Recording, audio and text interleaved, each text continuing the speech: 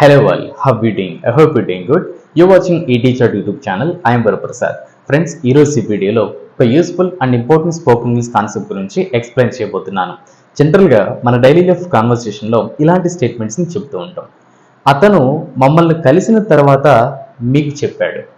అంటే ఏదైనా ఒక సబ్జెక్టు ఒక పనిని చేసిన తర్వాత మరొక పనిని చేశారు అని తెలిపే సందర్భంలో ఇంగ్లీష్లో ఏ విధంగా ఎక్స్ప్రెస్ చేయాలో ఈరోజు మనం ఈ వీడియో ద్వారా తెలుసుకోబోతున్నాం.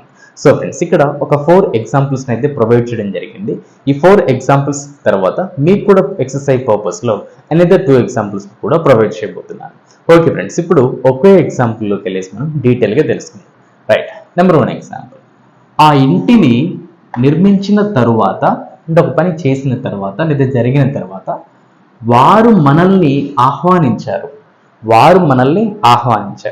సో ఈ స్టేట్మెంట్లో మీరు నోటీస్ చేసినట్లయితే 2 సిచ్యువేషన్స్ ఆర్ 2 యాక్షన్స్ అనేవి కనిపిస్తాయి. ఏంటవి?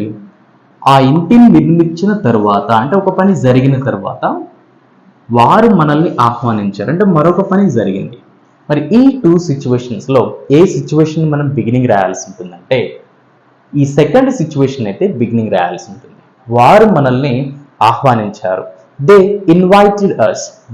ఇన్వైటెడ్ అస్ అంటే వారు మనల్ని ఆహ్వానించారు లేదా మమ్మల్ని ఆహ్వానించారు.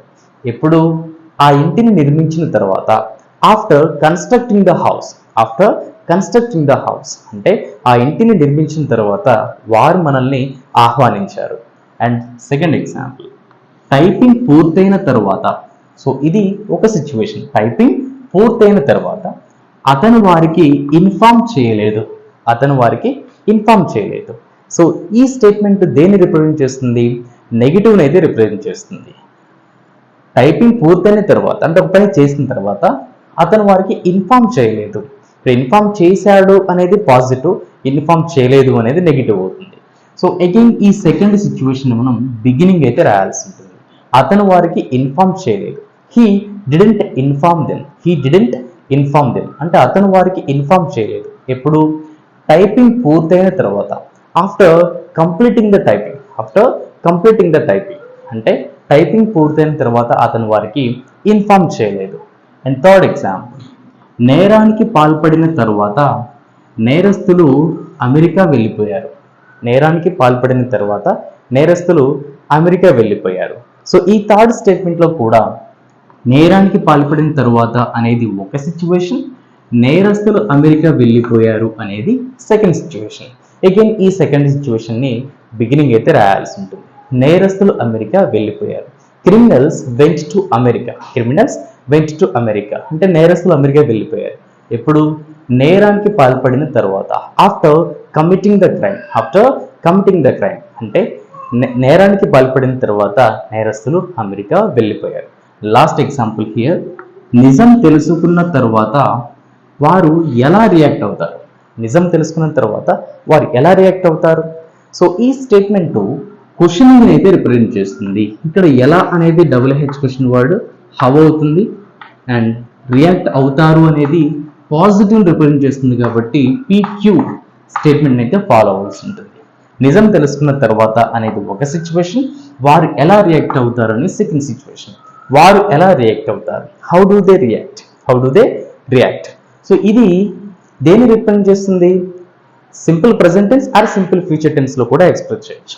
వారు ఎలా రియాక్ట్ అవుతారు? How do they react.